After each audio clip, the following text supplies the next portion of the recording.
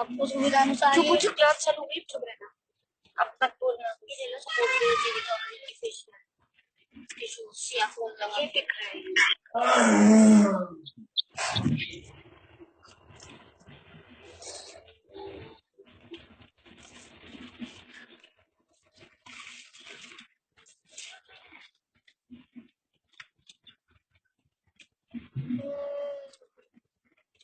इसको पकड़ो और देखो कितने बराबर है। हाँ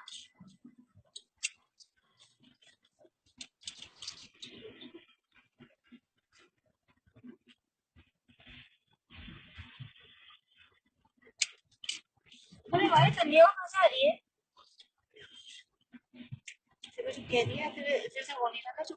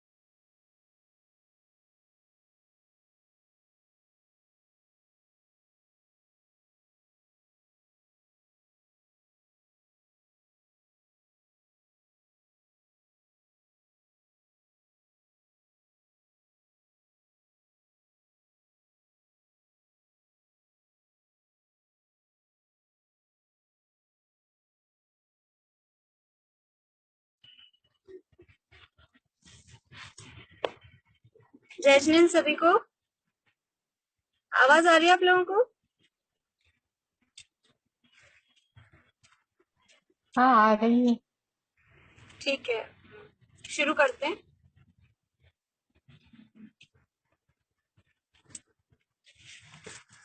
प्रणम्य परमात्मानं सिद्धं त्रैलोक्यवन्दितं स्वाभाविकचिदानन्द स्वरूपं निर्मलाव्ययम् शुद्धजीवादिद्रव्याणां देशकं च जिनेश्वरम् द्रव्यसंग्रहसूत्राणां वृत्तिं वक्षे समासतः जीवमजीवमदवम् जिनवरवसहीर्ण जीर्णनेतिष्ठम्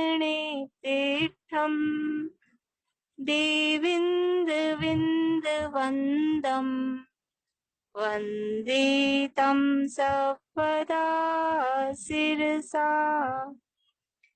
कहे जीव अजीव जिन वर वृषभ ने लोक में वे वंद्य सुरपति वृंद से वंदन करूं कर जोड़ में समणामणानिया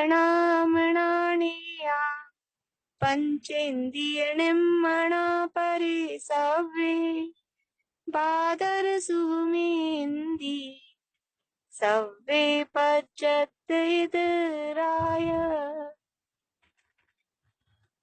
गाथाएं कौन बोलेंगे? हैंड रेज कर दीजिए। मुझे आप लोग दिख नहीं रहे, मैंने पीडीएफ शेयर कर रखी है तो मैं देख नहीं पा रही हूँ आप लोगों को।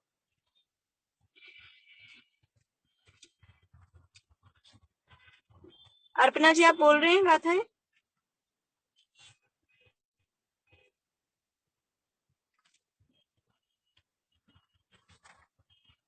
आवाज आ रही है आप लोगों को?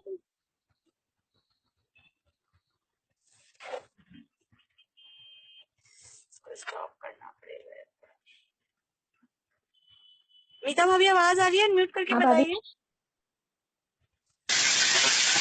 आवाज आ रही है? ठीक है, आ रही है दीदी, आप बोलिए, आपको जो भी ठीक है। है, ठीक है, ठीक है।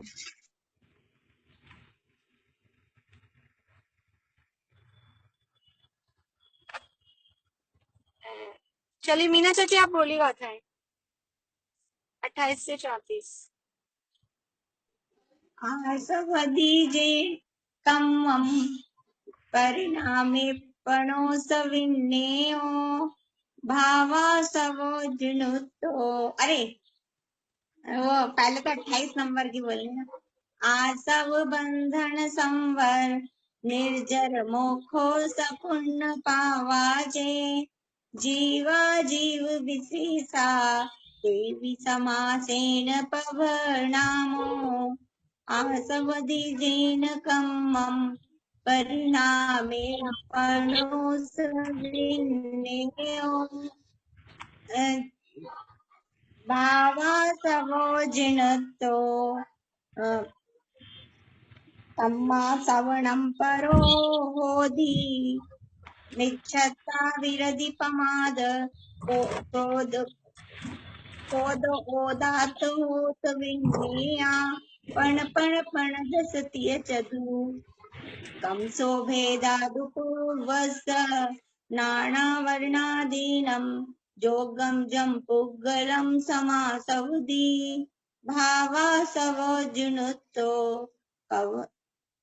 कम्मा सवणं परो होदी। सही है? नहीं, भावासव दव्वा सवो सणेयो अणेय भेयो जिण खादो देख के बोल लीजिए।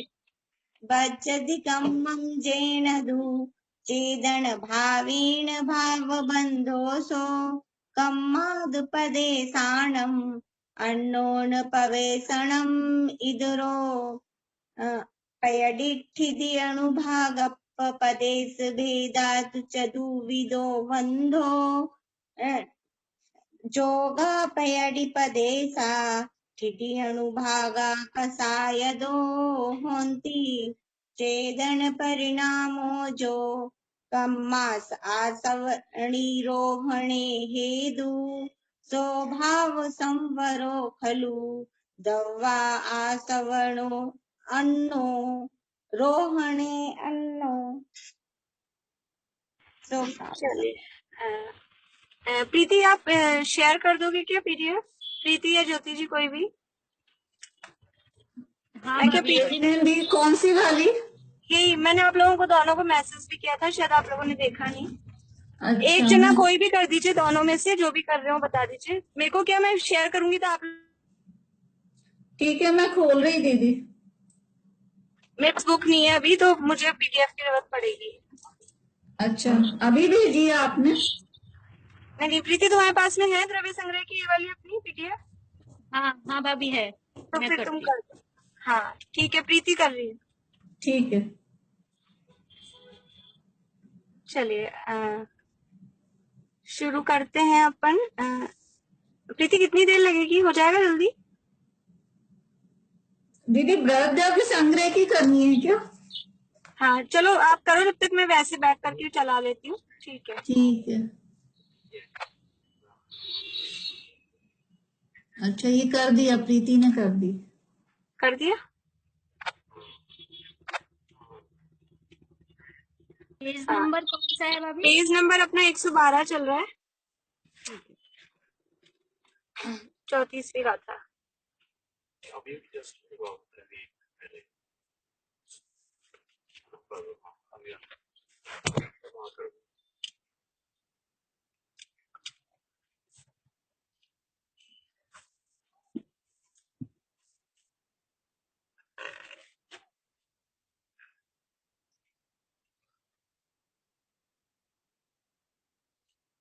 हो गया भाभी।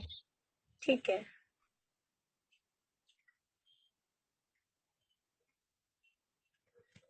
आई नहीं प्रीति, आप लोग को आवाज सही आ रही है ना? हाँ दीदी, आवाज भी आ रही है और ये पीडीएफ भी नजर आ रही है। ठीक है, ठीक है, हाँ, ओके। ये 28वीं गाथा है प्रीति, 34वीं गाथा खोलो। 34वीं 112 ही पेज किया है भाभी। ये कोई शंका अच्छा। करता है, यही वाला है। नहीं, ये बुक का 112 है, ये पीडीएफ का होगा 112। इसमें तो 28वीं गाथा आ रही है मेरे सामने तो।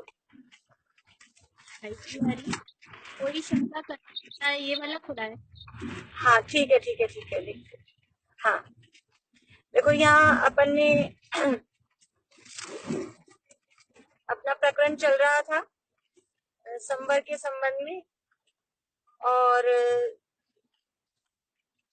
संवर के लिए यहाँ बंद विक्षिप्त की चर्चा अपन ने की थी। मैं आज पूछ नहीं रही हूँ, कल पूछूंगी। आठवें गुणस्थान की बंद विक्षिप्तियां। आज भी अपन सीधा यहीं से चालू करते हैं। कोई शंका करता है केवल ज्ञान समस्त आवरण रहित शुद्ध है, तो उसका कारण भी समस्त आवरण रहित शुद्ध होना चाहिए। पीछे वाले पेज से उस दिन हमने देखा था परसों कि वहां कहा था कि जैसा वो कार्य है उसी तरह से कारण होना चाहिए। तो केवल ज्ञान समस्त आवरण रहित शुद्ध है, उसका कारण भी समस्त आवरण रहित शुद्ध होना चाहिए, क्योंकि उपादान कारण जैसा कार्य होता है ऐसा शास्त्र का वचन है। ये शंकाकार का प्रश्न है, उसका उत्तर दिया जाता है। आपने जो कहा है वह तो योग्य है, परंतु उपादान कारण भी कार्य से एक देश भिन्न होता है। जो उपादान कारण है वो कार्य से एक देश भिन्न होता है। यानी प्रश्न ये था कि जैसा कार्य वैसा कारण, जैसा कारण वैसा कार्य। तो हमारा जो कार्य है वो केवल ज्ञान को समस्त आवरण रहित है, तो हमारा जो उसका कारण है उसका कारण भी आवरण रहित ही होना चाहिए। ये प्रश्न यहाँ शंका उठाई है। तो कह रहे हैं कि बात तो सही है कि उपादान कार्य के अनुसार ही कार्य होता है, लेकिन एग्जैक्ट जैसा उपादान कारण है सेम टू सेम वैसा का वैसा ही कार्य नहीं होता है। जो कार्य है वह उपादान कारण से एक देश भिन्न होता है। यानी एक देश भिन्न है, एक देश अभिन्न है, कथनचित भिन्न है, कथनचित अभिन्न है। उसके लिए उदाहरण क्या दिया यहाँ कि जिस प्रकार 16 वान के सुवर्ण रूप कार्य का नीचे की अवस्था वाला 15 वान सुवर्ण रूप उपादान कारण एक देश भिन्न होता है। उपादान कारण के भेद प्रभेद हमने देखे थे। क्षणिक उपादान कारण, त्रिकाली उपादान कारण और क्षणिक उपादान कारण। और क्षणिक उपादान कारण में उसके भी दो भेद थे, अनंतर पूर्व समयवर्ती पर्याय और फिर अगला तत्समय की योग्यता। तो जो वास्तव में कार्य का कारण कहा गया है वो अनंतर पूर्व क्षणवर्ती पर्याय की, अभी जो काम हुआ उससे जस्ट पहले की अवस्था में क्या काम हुआ था, वो जस्ट पहले की जो पर्याय है वो अगली पर्याय का कारण, ऐसा कहा जाता है, ऐसा होता है। तो 16 वान स्वर्ण यानी कि पूरा 24 कैरेट जैसा शुद्ध सोना, वो 24 कैरेट वाला शुद्ध सोना है, उसका कारण क्या है कि वो 23 कैरेट। तो यहाँ वान से कहा कि 16 वान के सुवर्ण रूप कार्य का नीचे की अवस्था वाला 15 वान सुवर्ण रूप उपादान कारण वो एक देश भिन्न है। जैसा वो 16 वान वाला सोना है हुआ, तो वो 15 वान वाले से कुछ ना कुछ डिफरेंट है। 15 वान वाले से वो अलग है, तभी तो वो 16 वान का अलग कहा। यदि 15वान वाले सोने में और 16वान वाले सोने में कोई डिफरेंस नहीं हो तो उनको दो अलग ही क्यों कहें, ऐसा यहाँ पर कह रहे हैं। तो कह रहे हैं कि जो उपादान कारण है वह भी कार्य से एक देश भिन्न होता है। जिस प्रकार 16वान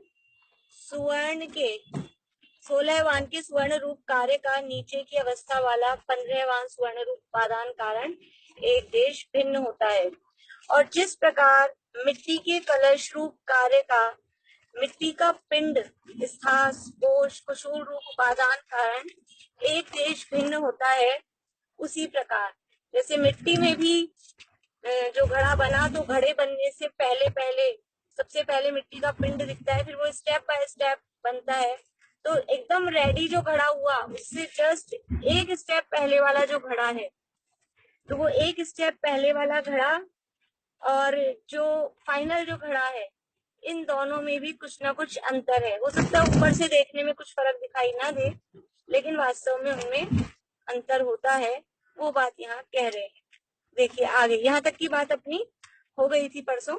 अब आगे, यदि एकांत से उपादान कारण का कार्य के साथ अभेद या भेद हो तो पूर्वोक्त स्वर्ण और मिट्टी के दो दृष्टांतों की भांति कार्य कारण भाव सिद्ध नहीं होता है। यदि एकांत से मतलब सर्वथा ही, बिल्कुल ही, यहाँ हमने अनेकांत लगाया है, एक देश भिन्न होता है, यानी सर्वथा भिन्न नहीं होता है, सर्वथा अभिन्न भी नहीं होता है, इसका नाम तो है अनेकांत। और एकांत से का मतलब क्या, या तो ऐसा कहें कि जो उपादान कारण है वो कार्य से सर्वथा अभिन्न ही होता है, यानी उपादान कारण कार्य से अलग नहीं होता, सर्वथा अलग नहीं होता, या कोई ऐसा माने कि उपादान कारण कार्य से सर्वथा अलग ही होता है, ऐसा माने। तो एकांत से कार्य के साथ अभेद या भेद हो तो पूर्वोक्त स्वर्ण और मिट्टी के दो दृष्टांतों की भांति कार्य कारण भाव सिद्ध नहीं होता है। देखिए क्या कह रहे हैं, यदि एकांत से यदि हम मानते हैं कि वो जो सोना है, यदि वो सोना 23 कैरेट वाला सोना 24 कैरेट वाले सोने से भिन्न है या अभिन्न है, ये पूछा जाए। 23 कैरेट वाला सोना 24 कैरेट वाले सोने से भिन्न है या अभिन्न है, तो सर्वथा यदि भिन्न होगा तो वो 23 कैरेट वाला सोना अलग है बिल्कुल, और 24 कैरेट, फिर उसमें से 24 कैरेट का निकलेगा ही कैसे, कि 23 कैरेट वाला तो सोना है, 24 कैरेट वाला हो जाएगा तो हीरा बन जाएगा या चांदी बन जाएगा। यदि सर्वथा ही अलग हो तो ऐसा हो जाएगा, लेकिन ऐसा तो नहीं है। लेकिन ये सर्वथा अभिन्न ही हो, ये तो भिन्न की बात की अपन ने। 23 कैरेट वाला सोना और 24 कैरेट वाला सोना यदि सर्वथा भिन्न हो तो 23 कैरेट वाला तो सोना था और 24 कैरेट वाला हीरा हो गया या चांदी हो गई, ऐसा हो जाएगा। और यदि 23 कैरेट वाला सोना और 24 कैरेट वाला सोना सर्वथा अभिन्न हो तो फिर 23 कैरेट में और 24 कैरेट में डिफरेंस ही क्या होगा, फिर तो 23 कैरेट के भी उतने ही पैसे और 24 कैरेट के भी उतने ही पैसे, फिर वो उतने पैसे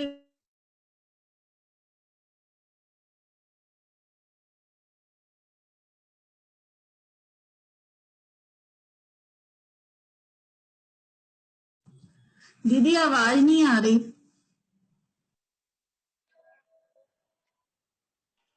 आवाज नहीं आ रही, बिल्कुल नेट गया शायद।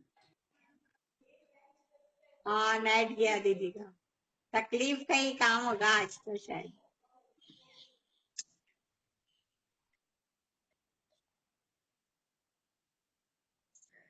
संपूर्ण समझ के मिट्टी के दृष्टांत की बुद्धि ये क्या है, केवल ज्ञान समस्त आवरण रहित शुद्ध है तथा उसके कारण से समस्त आवरण रहित शुद्ध होना चाहिए, क्योंकि उपादान कारण जैसा कार्य करता है ऐसे शंका का वचन है उसका उत्तर दिया जाता है कि उसमें कहा गया है कि ये योग्य परंतु उपादान कारण भी कार्य से एक देश भिन्न होता है।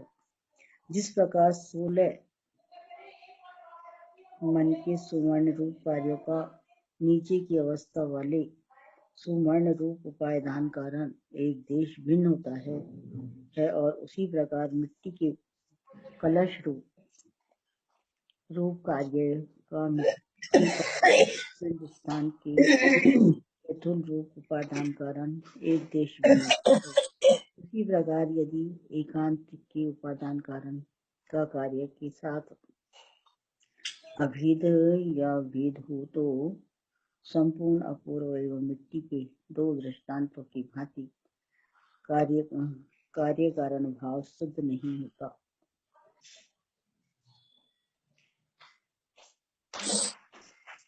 आवाज लाइट जोड़ दो।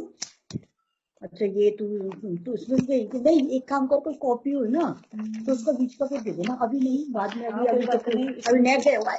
नहीं मैं देख रही हूँ पेज इसमें से मत पढ़ना, इसमें से मत पढ़ना। अरे रुको डायरी हाँ मैं देख रही हूँ किधर की तरफ से पेज है, वहीं से निकाल दूंगी खाली। इसमें से फाड़े भी मत बेटा। अरे वो एक निकल जाएगा ना, देख सकते हो, निकल जाएगा। ये क्या है? ये वो है खाने की लिस्ट, मतलब चुनौती। रामचंद्र ठाकुर।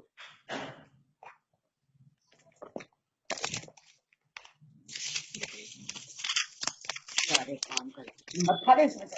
अरे एक निकालो, बस निकल गया। कोई कॉपी का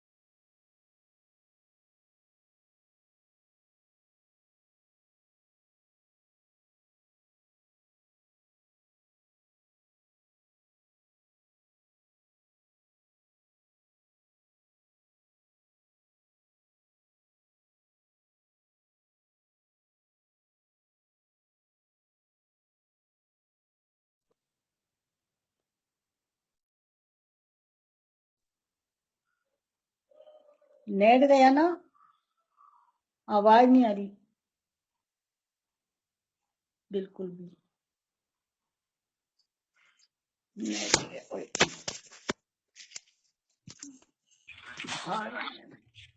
हाँ, आवाज आ रही है आप लोगों को? हाँ भाई, ठीक है, ठीक। वो नेटवर्क वैसे चला गया। ठीक है ना सब लोग? प्रीति फिर से शेयर करना पड़ेगा प्रीति। हाँ शेयर करना पड़ेगा मेरे पास साथ में।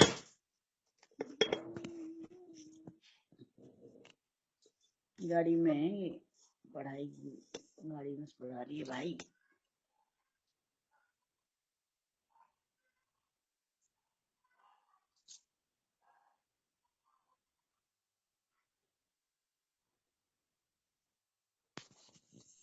या तो वो ज्योति की ड्राइव पे है, तो या तो इसके कारण नेट फ्लक्चुएट हो रहा है, आ नहीं रहा है।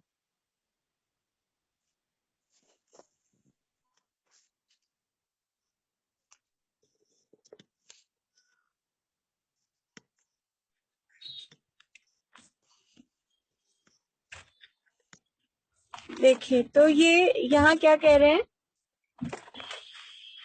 यदि वास्तव में यदि एकांत से उपादान कारण का कार्य के साथ अभेद या भेद हो तो पूर्वोक्त स्वर्ण और मिट्टी के दो दृष्टांतों की भांति कार्य कारण भाव सिद्ध नहीं होता है। मतलब यदि जो एक समय पहले वाली पर्याय है किसी भी कार्य की, जो एकदम फाइनल स्टेज है, उस फाइनल स्टेज से एक स्टेप पहले वाली जो अवस्था है, उससे फाइनल वाली अवस्था वो कुछ एकदम भिन्न भी नहीं है, सर्वथा भिन्न भी नहीं है, सर्वथा अभिन्न भी नहीं है।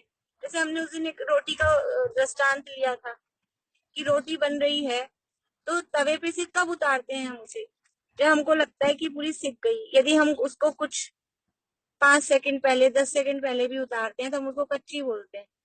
तो वो जो 5 सेकंड पहले उतारी, यानी जिस समय हमको उतारना है उससे 5 सेकंड पहले 2 सेकंड पहले भी हमने यदि उतारी है, तो वो जो जल्दी उतारी है वो, और जो फाइनल जब हम उतारने वाले हैं, उन दोनों में कुछ डिफरेंस है या नहीं? उन दोनों में डिफरेंस है, तो कुछ तो डिफरेंस है। लेकिन यदि सर्वथा ही डिफरेंस हो, बिल्कुल ही अलग हो, कि तवे पे से जो हमने 5 सेकंड पहले वाली रोटी उतारी वो कुछ और है और जो 5 सेकंड बाद उतारते वो कुछ और होगी, अगर ऐसा हो तो फिर वो तो जो 5 सेकंड पहले उतारी वो मक्का की रोटी थी और 5 सेकंड बाद उतारी तो वो गेहूं की रोटी हो गई। ऐसा तो नहीं होता है। तो कथनचित भिन्न है, कथनचित अभिन्न है। सर्वथा भेद अथवा सर्वथा अभेद नहीं है। मतलब कि वो रोटी तो गेहूं की ही है, लेकिन जैसी वो फाइनल स्टेज होनी चाहिए वैसी फाइनल स्टेज वो नहीं है, इसलिए भिन्न भी है, लेकिन गेहूं की ही है। जब तवे पे डाली थी तब भी गेहूं की ही थी, तवे से उतारी फाइनल करके उसको डब्बे में रखा तब भी वो गेहूं की ही है, इसलिए वो उससे अभिन्न भी है। ऐसे ही सोने में समझ सकते हैं, जो भी सोने का गहना है, सोना शुद्ध किया गया है, ऐसे ही घड़े में समझ सकते हैं कि जब वो फाइनल वो उसको तैयार करके कुम्हार रख रहा है कि हो गया तैयार, उसे एक स्टेप पहले वाला घड़ा और वो फाइनल तैयार वाला घड़ा, ये दोनों सर्वथा भिन्न है कि अभिन्न है? तो कथनचित भिन्न भी है और कथनचित अभिन्न भी है, ऐसी उसमें स्थिति है। आगे इससे क्या सिद्ध हुआ? ये कह रहे हैं इससे क्या सिद्ध हुआ? यह सिद्ध हुआ कि एक देश निरावरण होने से शायोपशमिक ज्ञान रूप लक्षण युक्त एक देश प्रगट रूप विवक्षित एक देश शुद्ध नय से संवर शब्द से वाच्य शुद्धोपयोग स्वरूप, शुद्धोपयोग का स्वरूप मुक्ति का कारण होता है, और जो लब्धि अपर्याप्त सूक्ष्म निगोदिया जीव में नित्य उघाड़ रूप। देखिए पहले इसी पेज की बात कर लेते हैं फिर पेज चेंज होगा। क्या कह रहे हैं कि एक देश निरावरण होने से, इससे क्या सिद्ध कर रहे हैं? इससे यह सिद्ध हुआ कि एक देश निरावरण होने से, बात किसकी चल रही है? बात यहाँ चल रही है, प्रकरण चल रहा है 4 से 12वें गुणस्थान वाली जो स्थिति है, जिसको अशुद्ध निश्चय में यहाँ कहा और वहां पर फिर उन्होंने शुद्ध उपयोग सिद्ध किया। अशुद्ध निश्चय में शुद्ध उपयोग सिद्ध किया, यानी संवर का प्रकरण चल रहा है। और संवर होता है वास्तव में ये मुख्य रूप से कहें तो 4 से 12वें में, और ऐसे कहें तो 14वें तक भी, 13वें तक भी कह सकते हैं। तो ये जो गुण बात प्रकरण संवर का चल रहा है, संवर के गुणस्थान है, संवर को ही समझा रहे हैं, ऐसा नहीं लगे हमको ये चल क्या रहा है, संवर का ही प्रकरण चल रहा है, संवर को ही समझा रहे हैं। तो ये संवर कैसा है? एक देश निरावरण होने से क्षयोपशमिक ज्ञान रूप लक्षण युक्त, ये जो संवर वाली स्थिति है, जो 4 से 12वें गुणस्थान वाली स्थिति है, वहां पर एक देश निरावरण है, यानी कि संपूर्ण कर्मों का आवरण संपूर्ण रूप से हटा भी नहीं है, और जितने पूरे कर्म थे उतने पूरे के पूरे कर्म भी नहीं है। एक देश निरावरण हुआ है। हमने बंध विच्छुत्ति के आधार पे देखा कि 120 जो बंध योग्य प्रकृतियां हैं, तो 120 में से 41 चली गई हैं, 79, और 4थे गुणस्थान में 77 बंध योग्य होती है। तीर्थंकर और आहारक, तीर्थंकर तो होती है, आहारक दिक वहां भी बंध योग्य नहीं होती है। तो 79 प्रकृतियां बंध योग्य रह गई 120 में से 4थे गुणस्थान में, और ऊपर ऊपर के गुणस्थानों में पहुंचते जाएंगे, 79 नहीं सॉरी 77, और ऊपर ऊपर के गुणस्थानों में पहुंचते जाएंगे तो ये संख्या कम कम कम होती जाएगी। तो ये एक देश निरावरण हुआ है, पूरा कर्मों का बंध रुका भी नहीं है, लेकिन जितना पूरे बंध हो रहे थे 120, वो पूरे 120 भी नहीं बन रहे हैं। इसलिए एक देश निरावरण होने से क्षयोपशमिक ज्ञान रूप लक्षण युक्त, और ये जो संवर वाली स्थिति है, इस संवर का लक्षण क्या है? कौन सी स्थिति है? इस क्षयोपशमिक ज्ञान होता है। ये संवर वाली जो स्थिति है, इस समय क्षयोपशमिक ज्ञान है, शायिक ज्ञान नहीं है। औपशमिक ज्ञान भी होता है क्या? औपशमिक ज्ञान किसके होता है? नींद तो लोगों को औपशमिक ज्ञान किसके होता है? नहीं होता। चाची बोलिए, औपशमिक ज्ञान किसके होता है? औपचारिक ज्ञान तो होता ही नहीं है। आप ये कुछ बोल रहे थे? प्रथमोपशम के समय क्या वो होता है ना काल में? ज्ञान की बात चल रही है। प्रथमोपशम तो होता है सम्यक। देखिए, एक एक गुण हाँ। स्वतंत्र है, इसलिए द्रव्य की स्वतंत्रता, गुण की स्वतंत्रता, पर्याय की स्वतंत्रता, ये तीन स्वतंत्रता कहते हैं ना। तो वो सम्यक तो औपशमिक होता है, लेकिन ज्ञान कभी औपशमिक नहीं होता। ज्ञान में उपशम नहीं होता। ज्ञानावरण कर्म का उपशम कभी नहीं होता। जब समझ लीजिए हम 5 भाव पढ़ते हैं, तो उन 5 भावों के संबंध में एक नियम है कि उपशम हमेशा मोहनीय कर्म में ही होता है। उपशम केवल मोहनीय कर्म में होता है। उपशम केवल मोहनीय कर्म में होता है, और कहीं उपशम नहीं होता है। तो ये ज्ञान की बात है। ज्ञानावरण कर्म में उपशम होगा क्या? ज्ञानावरण कर्म में उपशम नहीं होता, इसलिए औपशमिक ज्ञान कभी नहीं होता।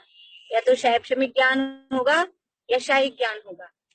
तो अभी चौथे से 12वें गुणस्थान में कौन सा ज्ञान होगा?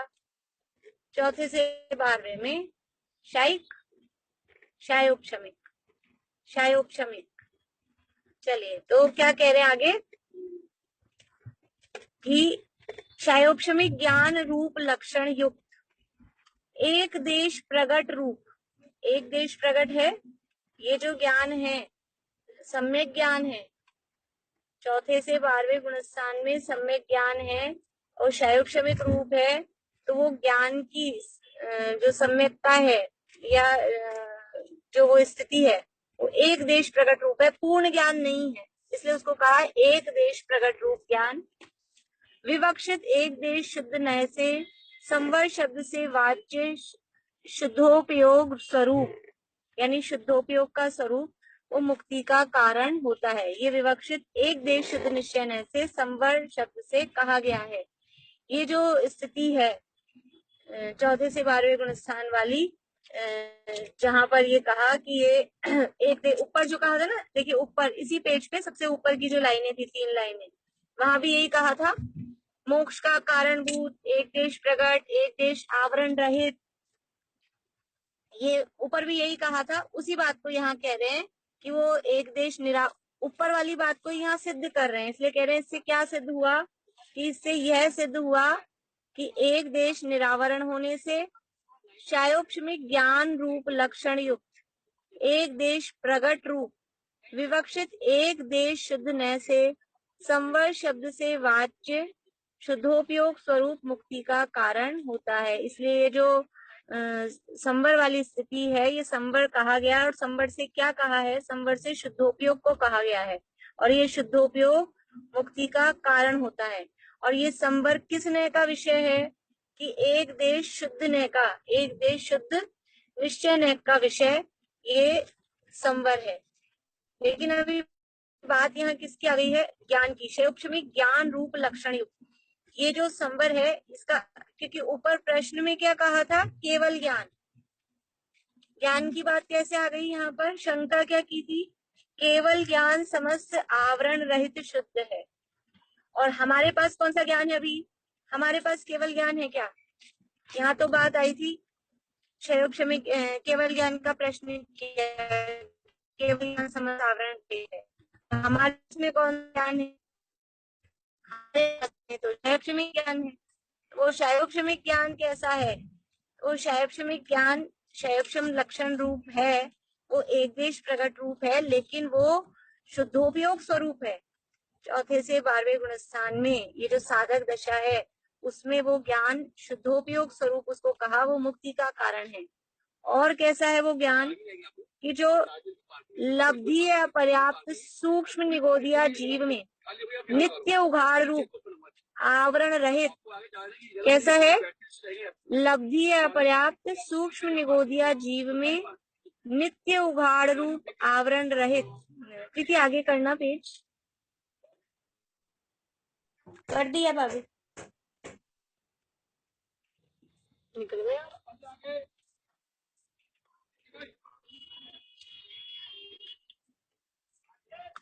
आगे तो नहीं आ रहा, मेरे तो वही आ रहा है। आगे है। अरे आगे है ना। हाँ आगे प्यारे सत्य में आता है। हो रहा होगा। मैं बोलूं क्या आगे वाली लाइन? हाँ लाइन बोलो, मुझे तो यही पेज दिख रहा है। अच्छा हाँ। ज्ञान सुनने में आता है, वह भी सूक्ष्म निगोद के सर्व जगन्य क्षयोक्षम की अपेक्षा से निरावरण है, सर्वथा आवरण रहित नहीं है। हाँ तो जो लब्धि अपर्याप्त, हाँ आ गया, जो लब्धि अपर्याप्त सूक्ष्म निगोदिया जीव का जो ज्ञान सुनने में आता है कितना है, वो अक्षर के अनंत विभाग, ये सुना होगा हमने कई बार कि अक्षर के अनंत विभाग ज्ञान। तो वो जो अक्षर के अनंत विभाग ज्ञान सुनने में आता है वह भी सूक्ष्म निगोद के सर्व जघन्य क्षयोक्षम की अपेक्षा से निरावरण है। जो सूक्ष्म निगोदिया लब्धि अपर्याप्तक का जो ज्ञान कहा अक्षर के अनंत विभाग, वह भी उसके कैसा है, वो निरावरण है, सर्वथा आवरण रहित नहीं है। वह भी सूक्ष्म निगोद के सर्व जघन्य क्षयोक्षम की अपेक्षा से निरावरण है, सर्वथा आवरण रहित नहीं है। एक मिनट को, सर्व जघन्य क्षयोक्षम अपेक्षा दीदी निरावरण। थोड़ा सा जूम कर दो दीदी को ना, नहीं, बड़ा मैं जूम तो मैंने कर लिया है, दिक्कत नहीं है, मैं वो संस्कृत से मिला रही हूँ। पीछे वाली लाइन बोलना एक बार, प्रीति पीछे वाले पेज की।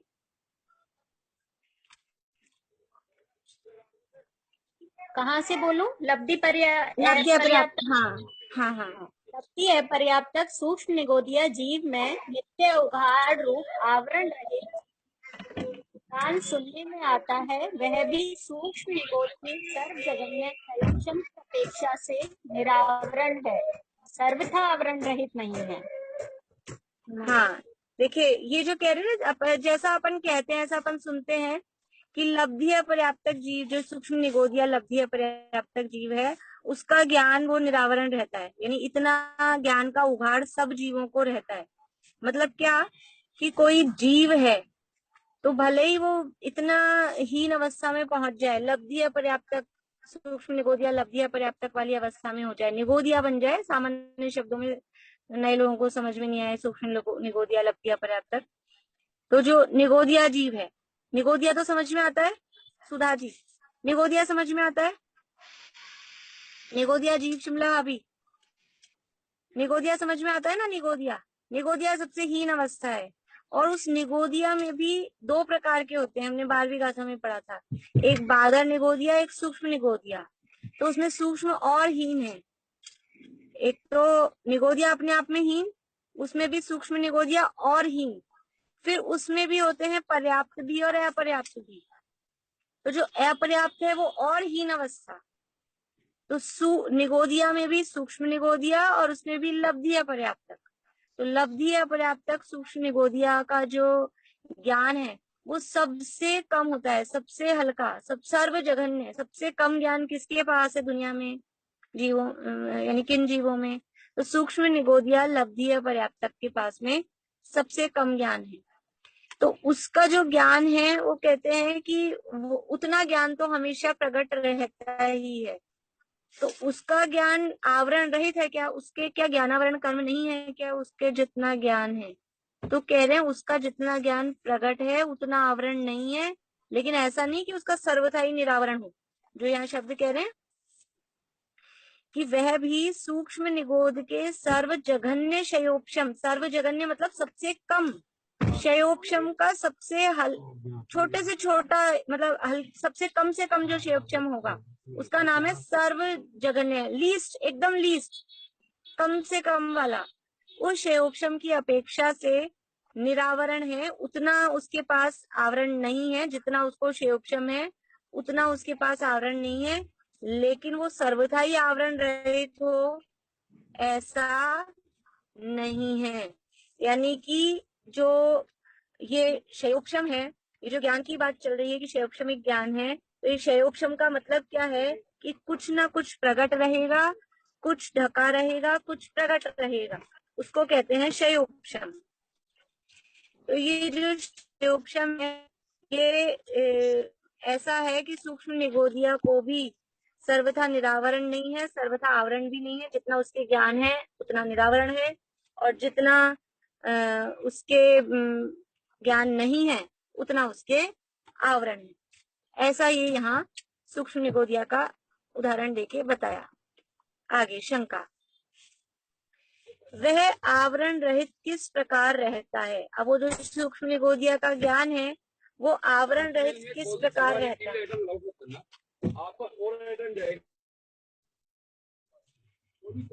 यदि वह आवरण रहित किस प्रकार रहता है, यदि उस जघन्य ज्ञान का भी आवरण हो जाए तो जीव का अभाव प्राप्त होगा। वो कह रहे हैं कि सूक्ष्म निगोदिया का ज्ञान आवरण रहित कैसे रह रहा है, सूक्ष्म निगोदिया का ज्ञान आवरण रहित क्यों रह रहा है। उसके पूरा का पूरा आवरण आ जाए, जब ऐसी उसकी हीन दशा है, इतनी बुरी उसकी स्थिति है कि निगोद की स्थिति है, उसमें भी सूक्ष्म निगोद है, उसमें भी लब्धि पर्याप्तक है, ऐसी उसकी स्थिति है, तो उसका ज्ञान निरावरण कैसे है, ये प्रश्न कर रहे हैं। तो कह रहे हैं कि यदि उस जघन्य ज्ञान का भी आवरण हो जाए, उस पे उतना भी आवरण आ जाए, इतने से ज्ञान पर भी आवरण आ जाए, तो जीव का अभाव प्राप्त होता है।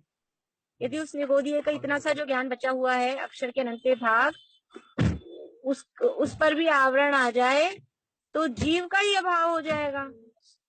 वास्तव में तो ऊपर के क्षेयोपशम ज्ञान की अपेक्षा से और केवल ज्ञान की अपेक्षा से वह ज्ञान भी आवरण, वास्तव में तो ऊपर के क्षेयोपशम ज्ञान की अपेक्षा से और केवल ज्ञान की अपेक्षा से वह ज्ञान भी आवरण सहित है और संसारी जीवों को शायिक ज्ञान का अभाव होने से वह ज्ञान शायोपशमिक ही है। ये वैसा क्या है, वास्तव में क्या है कि वास्तव में तो ऊपर के क्षेयोपशम ज्ञान की अपेक्षा से, यानी निगोदिया से, क्या कह रहे हैं ये कि निगोदिया से ऊपर वाला कौन है। समझ लीजिए निगोदिया है, सूक्ष्म निगोदिया, लब्धि पर्याप्तक, उससे ज्यादा ज्ञान किसके पास होगा, उससे ज्यादा ज्ञान होगा, समझ लीजिए कोई एक इंद्रिय है, ये पृथ्वी का एक है, पृथ्वी का एक कोई जीव है, उसके पास ज्यादा ज्ञान होगा सूक्ष्म निगोदिया लब्धि पर्याप्तक से। तो ये कह रहे हैं कि उस वास्तव में तो ऊपर के सूक्ष्म ज्ञान की अपेक्षा से और केवल ज्ञान की अपेक्षा से और केवल ऐसे ही साक्षात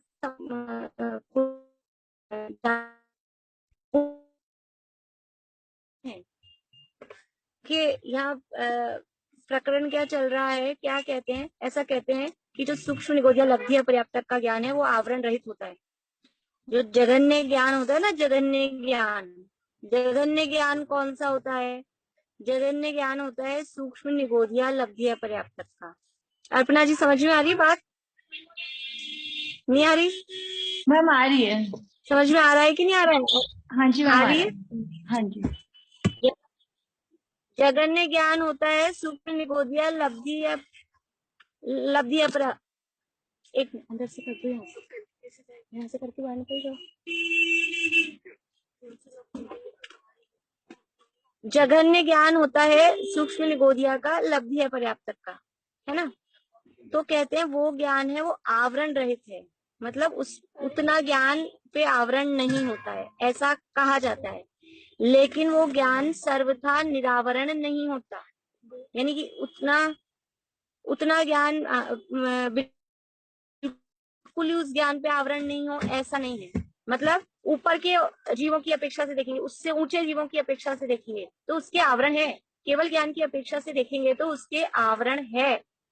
ये कह रहे हैं कि वास्तव में तो ऊपर के सूक्ष्म ज्ञान की अपेक्षा से और केवल ज्ञान की अपेक्षा से वह ज्ञान भी आवरण सहित है और संसारी जीवों को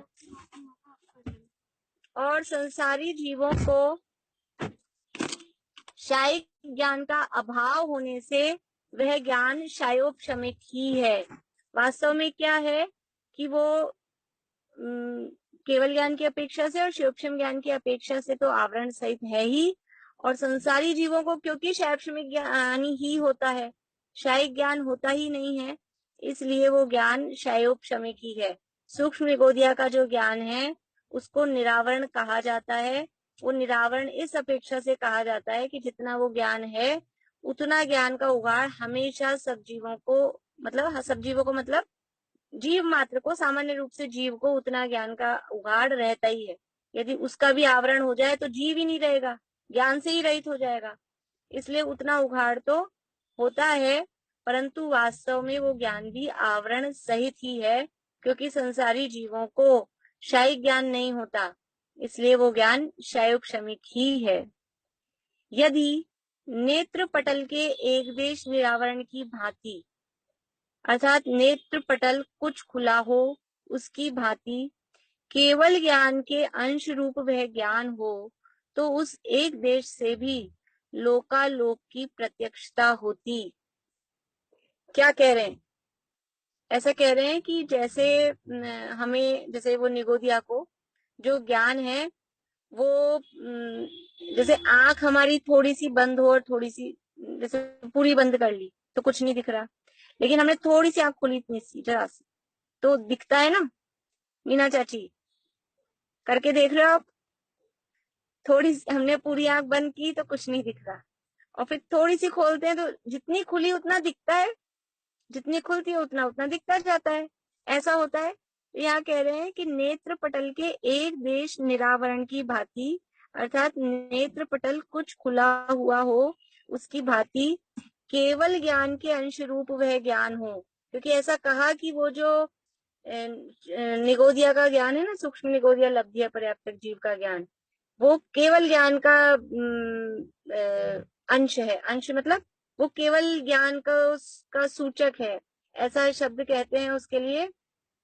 केवल ज्ञान यदि पूर्णिमा का चंद्रमा है तो वो एक कला वाला दूज का चंद्रमा, मतलब वो जिससे ज्ञान दिखाई दे रहा है, दूज के चंद्रमा में भी दिखता है ना, भी चांद है आसमान में, यद्यपि उसमें दिखती नहीं है, एक कला उसकी होती है, वो दिखता नहीं है, इसलिए उसको ईद का चांद बोलते हैं। वो कभी कभार दिखता है, लेकिन वो है। जैसा पूर्णिमा का चंद्रमा होता है वही वो एक कला वाला चांद भी है। ऐसे ही सम्यक ज्ञान और केवल ज्ञान के लिए भी कहते हैं, ऐसे ही निगोदिया के लिए भी हम उसको उदाहरण को देखें तो निगोदिया के पास जो ज्ञान है और जो केवल ज्ञान में ज्ञान है, वो दोनों है तो ज्ञान ही ना जीव के स्वभाव का अंश ही है। सरोजा भी कुछ पूछना है आपको? ये नेट सही नहीं आ रहा, मेरा सही नहीं चल रहा नेटवर्क। तो वो आपका नेट नहीं आ रहा, उसमें तो मैं कुछ नहीं कर पाऊंगी। अच्छा, ये अभी स्टार्ट हुआ है, इतनी देर स्टार्ट ही हाँ नहीं हो रहा था। हाँ। तो यहाँ कह रहे हैं कि यदि नेत्र पटल के एक देश निरावरण की भांति, अर्थात नेत्र पटल कुछ खुला हो उसकी भांति केवल ज्ञान के अंश रूप वह ज्ञान हो, तो उस एक देश से भी लोकालोक की प्रत्यक्षता होती। जैसे हमने आंख थोड़ी सी खोली तो हमको दिखता है, जो भी सामने है वो दिखेगा। पूरी आंख खोलेंगे तो भी दिखेगा, मतलब तो दिखेगा, लेकिन थोड़ी खोलेंगे तो भी वही चीज दिखेगी सामने जो है थोड़ी सी। तो यदि वो केवल ज्ञान का ऐसा अंश हो, निगोदिया का ज्ञान भी, तो वो एक देश तो लोकालोक दिखना चाहिए। फिर केवल ज्ञान में पूरा लोकालोक दिखता है और वो केवल ज्ञान का अंश है, निगोदिया का ज्ञान, तो एक देश लोकालोक दिखना चाहिए। तो कह रहे हैं कि ऐसा नहीं। यदि नेत्र पटल के एक देश निरावरण की भांति, अर्थात नेत्र पटल कुछ खुला हो उसकी भांति केवल ज्ञान के अंश रूप वह ज्ञान हो, तो उस एक देश से भी लोकालोक की प्रत्यक्षता होती। उस एक देश से भी लोकालोक प्रत्यक्ष दिखाई देता। तो भी ऐसा तो देखने में नहीं आता है। ऐसा तो नहीं होता कि हमारे को जो ज्ञान है उससे हमको लोकालोक दिखाई दे रहा हो एक देश। ऐसा तो नहीं है, ऐसा तो नहीं होता। परंतु बहुत से बादलों से आच्छादित सूर्य के बिंब की भांति अथवा निबिड़ नेत्र पटल की भांति उस निगोदिया का ज्ञान थोड़ा सा जानता है, ऐसा तात्पर्य है। कि केवल ज्ञान का अंश है, जिसको कहा निगोदिया का ज्ञान है वो भी केवल ज्ञान के अंश रूप है, ऐसा शब्द कहा। उसका मतलब क्या कि केवल ज्ञान में सर्वदेश दिखता है तो इसमें एक देश लोकालोक दिख रहा होगा, ऐसा अर्थ नहीं। परंतु जैसे बादलों से ढका हुआ सूर्य है तो वो सूर्य का प्रकाश तो नीचे आ रहा है, लेकिन वो बादलों से ढका हुआ है, तो वो जैसा तीक्ष्ण, जैसा प्रचंड प्रकाश प्रताप सूर्य का आना चाहिए, वैसा नहीं दिखाई देता है। जैसा सूर्य पूरा दिखाई देना चाहिए वैसा सूर्य वो नहीं दिखाई देता है। अथवा निबिड़ नेत्र पटल, निबिड़ मतलब निबिड़ का शब्दार्थ क्या होगा कि आंख के आगे कुछ पर्दा आ गया है इस तरह से। ब्लर। हाँ, ब्लर जैसा, ब्लर जैसा अपने को दिखता है। तो जैसा ब्लर दिख रहा है, कुछ आंख के आगे पर्दा आ गया है, जैसे आवरण, क्योंकि ये कर्मों में शब्द क्या है, ज्ञानावरण, अपन ने जो उदाहरण देखे हैं इनके, ज्ञान पे पर्दा आ गया तो वो आवरण आने से वो क्लियरिटी नहीं होती, स्पष्ट नहीं होता है। अंश तो समझ में आएगा, उसके लिए उदाहरण क्या दिया था अपन ने थोड़े दिन पहले पढ़े ना, 8 कर्मों के उदाहरण। ज्ञानावरण कर्म का उदाहरण क्या है, जैसे मूर्ति पे पर्दा डाल, तो उसका आकार तो दिखाई देता है, समझ में आता है कि मूर्ति है, लेकिन मतलब कुछ है, ऐसा कुछ आकार समझ में आता है, लेकिन वो क्या है, किसकी है, ऐसा समझ में नहीं आता है।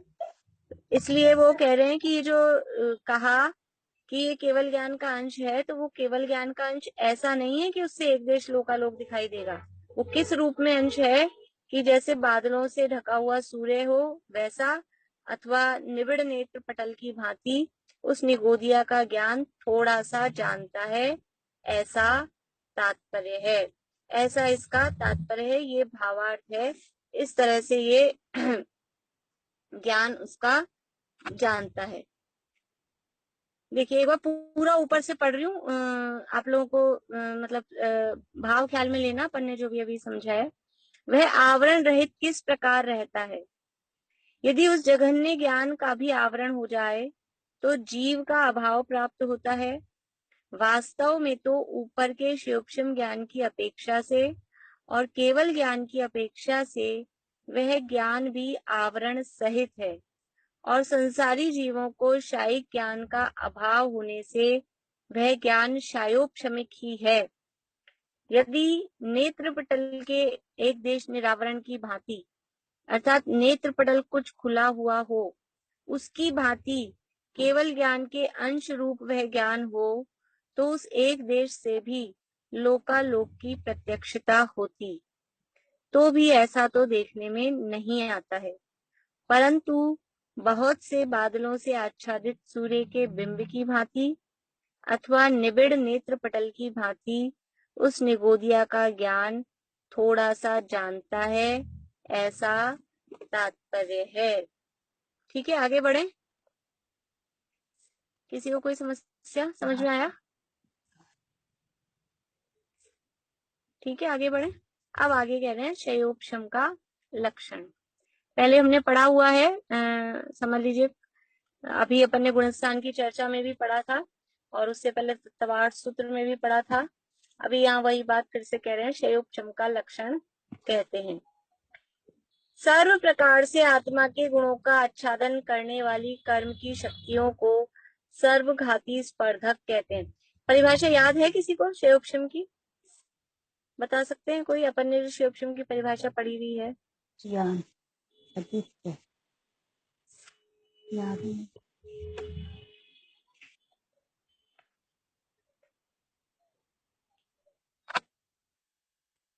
बोल रहे हैं कोई? वर्तमान के सर्वघाती स्पर्धक का तो उदयाभावी 6, और जो भविष्य में आने वाले सर्वघाती हैं उनका सदावस्था रूप उपशम, और जो वर्तमान के देशघाती हैं उनका उदय। हाँ, बढ़िया। वर्तमान कालीन सर्वघाती स्पर्धकों का उदयाभावी क्षय, भविष्यकालीन उन्हीं सर्वघाती स्पर्धकों का सदवस्था रूप उपशम, और वर्तमान कालीन देशघाती स्पर्धकों का उदय। इन 3 रूप कर्म की अवस्था को क्षयोपशम कहते हैं। ये 3 अवस्था जहाँ होती है उसका नाम है क्षयोपशम। शब्द तो दिया क्षय और उपशम, लेकिन वास्तव में है क्या, उसमें 3 चीजें हैं, क्षय भी है, उपशम भी है और उदय भी है। ऐसी 3 अवस्थाएं होती है। उसी परिभाषा को यहाँ कह रहे हैं। थोड़े से परिभाषा वही है, क्रम आगे मतलब अलग टाइप से, शब्द अलग टाइप से दिए हैं। देखिए, सबसे पहले बता रहे हैं सर्वघाती स्पर्धक किसे कहते हैं। परिभाषा वही है, वर्तमान कालीन सर्वघाती स्पर्धकों का उदयाभावी क्षय। तो सर्वघाती स्पर्धक किसे कहते हैं वो बात यहाँ बता रहे हैं। सर्व प्रकार से आत्मा के गुणों का आच्छादन करने वाली कर्म की शक्तियों को सर्वघाती स्पर्धक कहते हैं। आत्मा के गुणों का आच्छादन करने वाली, अभी तक तो हम पढ़ रहे थे जीव की शक्तियां, आत्मा की शक्तियां, 47 शक्तियां। यहाँ क्या कह रहे हैं? कर्म की शक्तियां। कर्म में भी शक्ति होती है, कर्म में भी शक्ति होती है, प्रत्येक द्रव्य में शक्ति होती है, कर्म में उसकी शक्ति है, सब में अपनी अपनी शक्तियां हैं। तो कर्म की शक्तियों को, कैसी है वो कर्म की शक्तियां? कि सर्व प्रकार से आत्मा के गुणों का आच्छादन करने वाली, आत्मा के गुणों को ढक देती हैं। आच्छादन यानी ढक देना।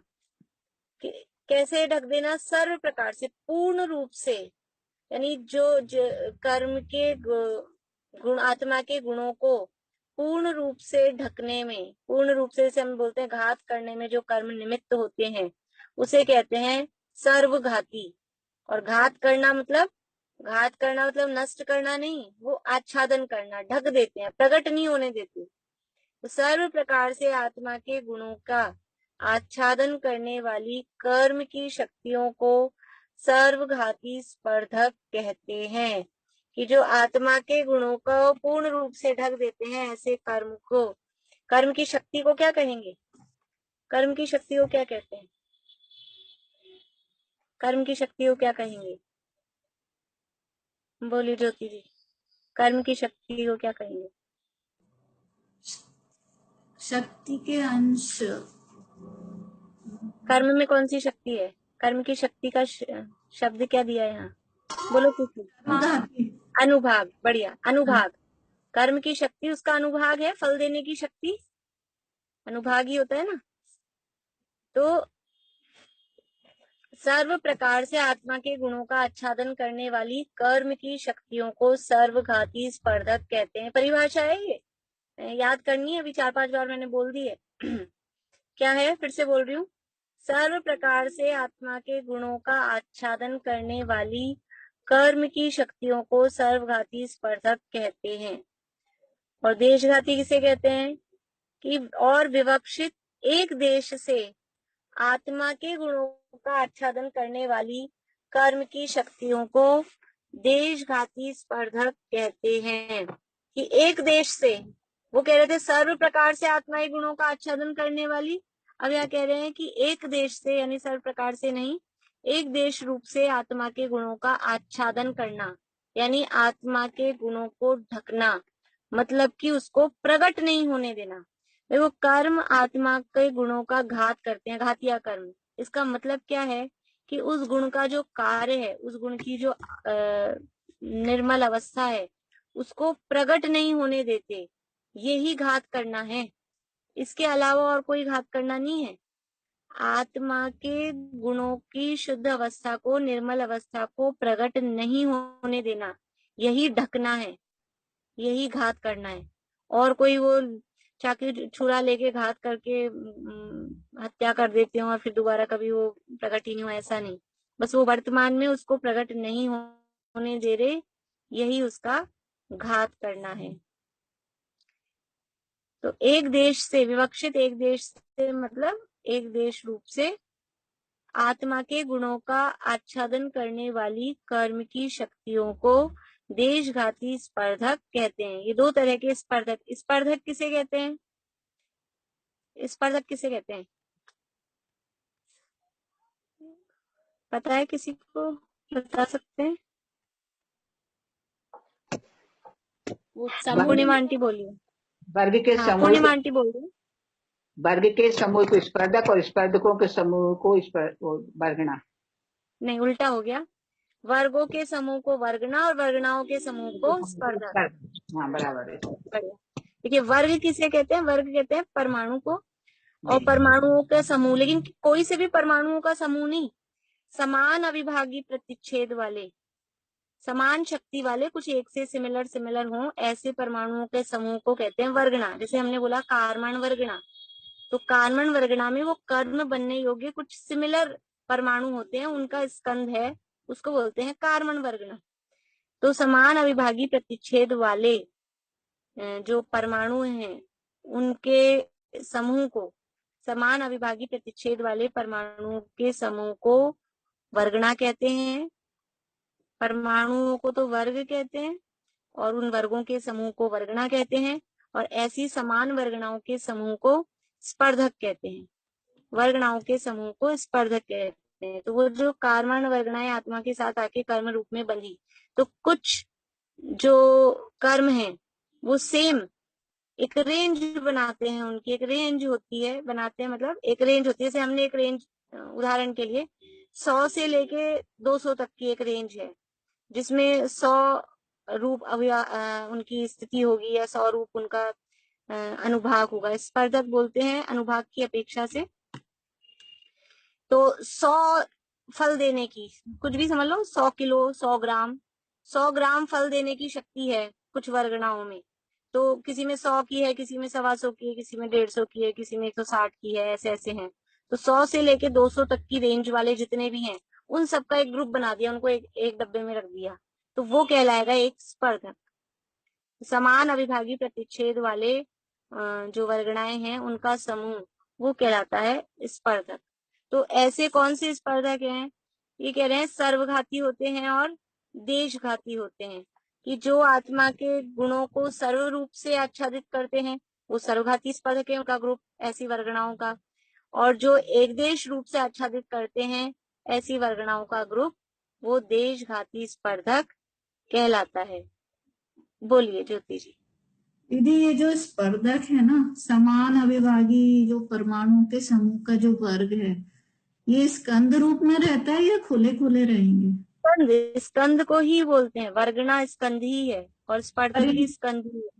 पर इनके अविभागी प्रतिच्छेद अगर समान होंगे तो फिर ये जुड़ेंगे कैसे?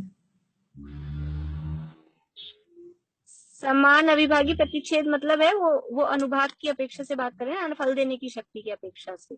यहाँ अविभागी प्रतिच्छेद का मतलब वो नहीं, वहाँ अनुभाग की अपेक्षा से है। ठीक है ठीक है, और उसमें भी हमने एक रेंज बताई है। जैसे 100 से 200 वाली एक रेंज है ना, तो बिल्कुल सबके सेम नहीं है, वो एक रेंज होती है, उस रेंज वाले सब सेम में आते हैं।